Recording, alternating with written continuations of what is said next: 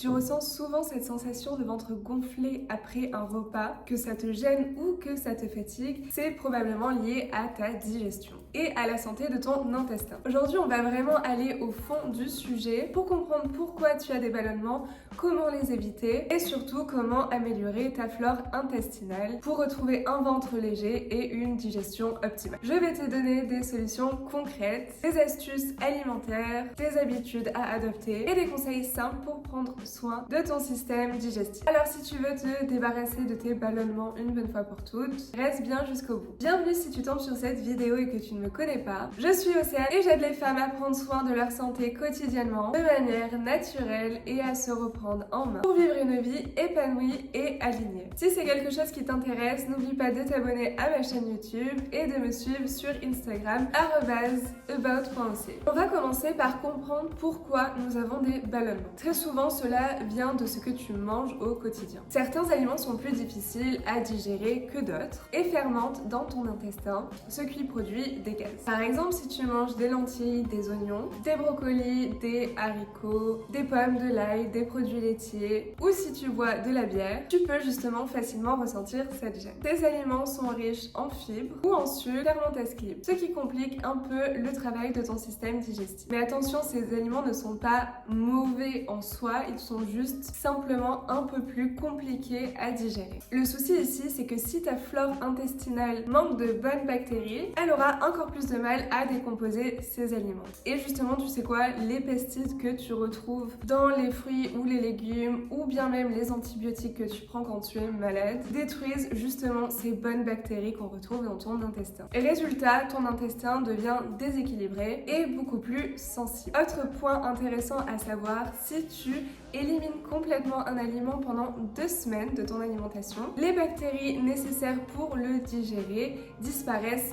elles aussi complètement. C'est pour ça qu'on nous dit qu'il est très important de manger varié le plus possible. Plus tu diversifies ton alimentation, plus ta flore intestinale sera riche et efficace pour digérer correctement et donc par la suite éviter les ballonnements. Alors maintenant qu'on a compris ce qui cause concrètement les ballonnements, passons aux solutions qu'on peut mettre en place pour les éviter. Certains aliments sont de véritables alliés pour ta digestion et tu vas voir que c'est assez simple de les ajouter à ton quotidien. Par exemple, je te recommande d'ajouter du saumon dans ton assiette qui est riche en oméga 3 et qui possède aussi des propriétés anti-inflammatoires. Tu peux aussi manger de l'agneau qui est une viande très facile à digérer et excellente, soit disant passant, ou boire du thé vert qui stimule naturellement la digestion. Et si tu as envie d'une petite douceur, je te conseille du chocolat noir à 70% minimum, qui est une très bonne option parce qu'il est riche en antioxydants et aussi en magnésium, soit disant passant. Tu peux aussi ajouter dans ton alimentation du chou kale, des baies de goji, de l'açaï, de l'huile d'olive, de l'avocat, qui regorge de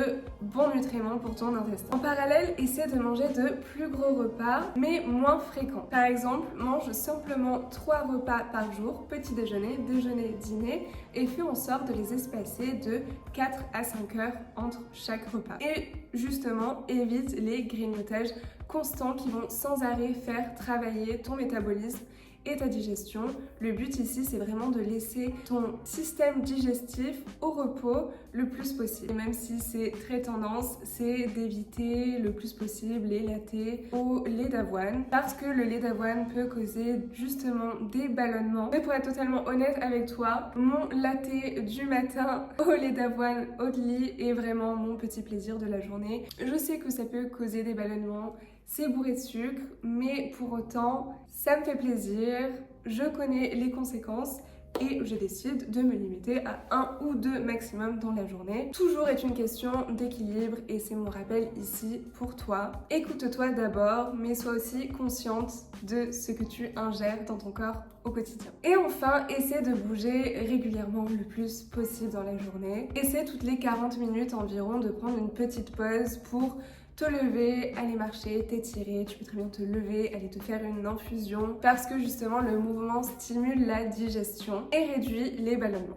Maintenant parlons de ton intestin. Un intestin en bonne santé, c'est vraiment la clé pour une digestion facile et d'un système immunitaire fort et du coup d'un bien-être global. Si ton intestin fonctionne bien, eh bien tu n'auras pas de ballonnement et tu pourras manger de tout sans problème. Tu n'auras ni indigestion, ni douleur abdominale et ton corps sera capable de te défendre efficacement contre les maladies. Donc clairement, un intestin en bonne santé, c'est tout bénéfique. Et pas que pour les ballonnements. Mais attention, il y a forcément beaucoup de choses qui fragilisent ton intestin au quotidien. Comme je le disais, les antibiotiques par exemple, eux détruisent les bonnes bactéries dans ton intestin, tout comme l'alcool, les environnements trop stériles, le sucre raffiné ou les aliments transformés. Même le fait de grignoter à longueur de journée perturbe ton microbiote, alors essaie de faire des pauses entre tes repas comme je te le disais plus tôt. Comme je te le disais, améliorer la santé de ton intestin, ce n'est pas seulement bénéfique que pour tes ballonnements, c'est aussi pour profiter de nombreux bénéfices pour ton corps et ta santé en général. Un intestin en bonne santé peut t'aider à perdre du poids, à mieux réguler ta glycémie et à réduire les inflammations et les allergies. Comme je te le disais avant, il renforce aussi ton système immunitaire et te permet d'absorber plus de nutriments à partir des aliments que tu manges au quotidien. Bref, c'est vraiment la base pour être en pleine santé. Mais alors, comment fait-on pour prendre soin de son intestin et reconstruire sa flore intestinale pour qu'elle soit en béton? Alors c'est assez simple, mais ça demande de changer quelques habitudes du quotidien forcément. La première chose, c'est de manger varié le plus possible. Il est conseillé d'intégrer au moins 50 espèces de plantes différentes chaque semaine. Alors je sais que c'est énorme, mais ici ce n'est qu'un conseil, c'est pas une fin en soi. Je pense que je n'ai moi-même pas 50 variétés différentes dans la semaine, mais ici le but c'est vraiment de varier le plus possible et de pas manger du brocoli du lundi au dimanche, mais d'ajouter aussi d'autres légumes, légumes verts notamment comme, je sais pas, des asperges, des courgettes, etc. Ensuite, tu peux ajouter plus de fibres dans ton alimentation et du coup essayer de viser 30 grammes de fibres par jour. Ensuite, comme je te disais, il est important de faire des pauses entre tes repas. Laisse au moins 3 à 4, voire même 5 heures entre chaque repas pour laisser ton système digestif se reposer. Parce que imagine s'il est toujours en train de travailler, forcément il va être fatigué et il va te fatiguer toi aussi. Les aliments fermentés sont aussi un excellent allié. Intègre du kimchi, des cornichons, du tempeh ou d'autres aliments fermentés qui viennent nourrir les bonnes bactéries de ton corps.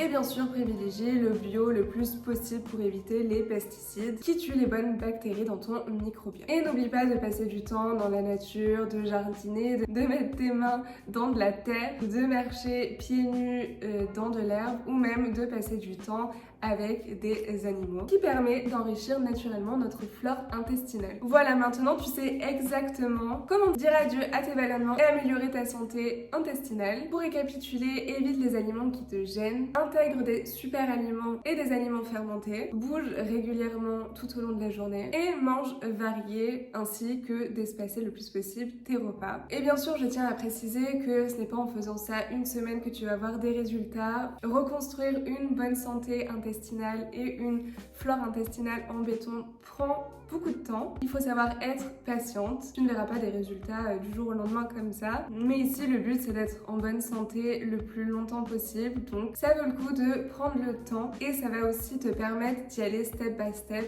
et d'intégrer ces nouvelles routines dans ton quotidien de manière fluide, sans trop tout changer dessus. On arrive à la fin de cette vidéo. Si tu l'as aimée, n'oublie pas de la liker et de t'abonner à ma chaîne si ce n'est toujours pas fait. Je te dis à la semaine prochaine dans une nouvelle vidéo ou tout de suite sur Instagram @about.oc. Ciao ciao.